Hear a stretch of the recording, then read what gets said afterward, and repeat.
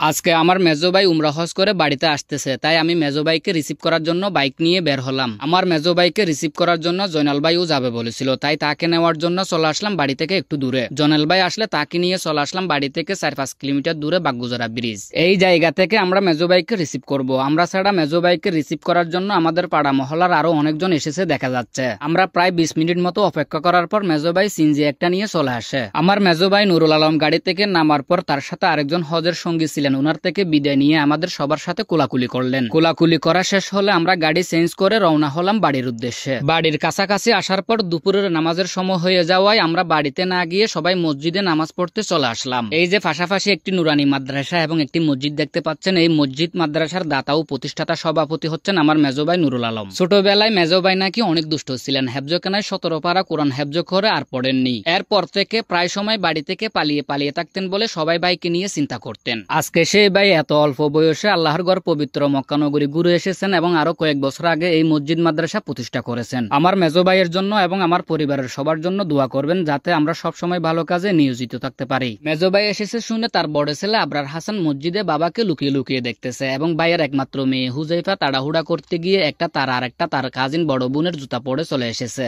মেজো ভাইয়ের 2 ছেলে সন্তান এবং একটি মেয়ে। ছোট ছেলেটি এখনো দুলনাই, অর্থাৎ তার বয়স হবে 4-5 মাস। মেজো ভাই সৌদি আরব থেকে দুধ, ট্যাং, জমজমের পানি, বেশ কিছু জায়নামাজ, কিছু কালো খেজুর এবং বেশ কিছু আজোয়া খেজুর এনেছেন। মেজো ভাই নুরুল আলমকে দুপুরে বাড়িতে এনে আসরের সময় আমি এক ক্যান্সারের রোগীকে দেখতে তাদের বাড়িতে গিয়েছিলাম। এই সেই ছোট ক্যান্সার আক্রান্ত মেয়ে যাকে বাঁচাতে আমি আপনাদের কাছে সহায়তা চেয়েছিলাম এবং আপনারা 2 লক্ষ টাকা মতো সহায়তা পাঠিয়েছিলেন। আজকে আপনাদেরকে তার অবস্থা সম্পর্কে বিস্তারিত জানাবো এই ভিডিওতে। আজ থেকে প্রায় 1 বছরের বেশি সময় আগে এই ছোট মেয়ের ক্যান্সার ধরা পড়লে আমি চট্টগ্রাম মেডিকেল থেকে এই মেয়েকে বাঁচানোর জন্য আপনাদের থেকে সহায়তা চাইলে আপনারা প্রায় 2 লক্ষ টাকা মতো সহায়তা করেছিলেন। আপনাদের পাঠানো টাকা দিয়ে আজকে এই ক্যান্সার আক্রান্ত মেয়ে প্রায় সুস্থ হওয়ার পথে। একটা শিশুর রক্তে হিমোগ্লোবিন থাকা লাগে 10 থেকে 13 পয়েন্ট। গত মাসের 3 তারিখ তার হিমোগ্লোবিন ছিল 9.7 পয়েন্ট, 14 তারিখ ছিল 9.1 পয়েন্ট, 28 তারিখ ছিল 9.5 পয়েন্ট। আলহামদুলিল্লাহ এই মাসের 13 তারিখ তার হিমোগ্লোবিনের পরিমাণ 10.6 পয়েন্ট, অর্থাৎ জমিলা এখন প্রায় সুস্থ হওয়ার পথে। দীর্ঘ 1 বছর জমিলার গরিব মা বাবা তাদের কাছে যা টাকা পয়সা ছিল এবং আপনাদের থেকে যা সহায়তা পেয়েছিল সেই টাকা পয়সা দিয়ে এবং মানুষের থেকে আরো দাঁড় দেনা করে মেয়ের চিকিৎসা চালিয়ে নিয়ে গেছেন। জমিলা এখন সুস্থ হওয়ার পথে, কিন্তু সম্পূর্ণ বিপদমুক্ত নয়। ডাক্তাররা বলেছেন তাকে আরো 45টা মতো কেমো দিতে হবে। সে যদি আগে যেমন চিকিৎসা পেয়েছে তেমন চিকিৎসা পায় তাহলে ইনশাআল্লাহ সে সুস্থ হয়ে উঠবে, এই আশার কথা জানিয়েছেন ডাক্তাররা।